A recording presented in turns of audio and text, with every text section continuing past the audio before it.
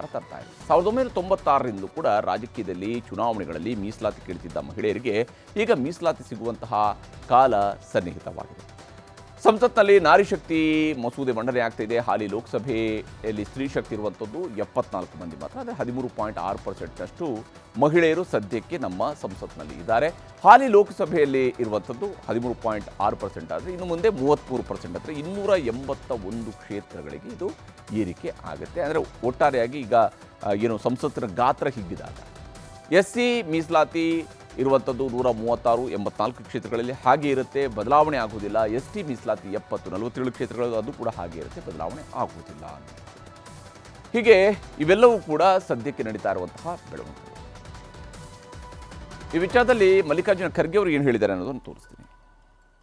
Only I can say that we all are in favor of women's reservation bill, but the way in which they have brought, for that we have got reservations, and it is politically motivated.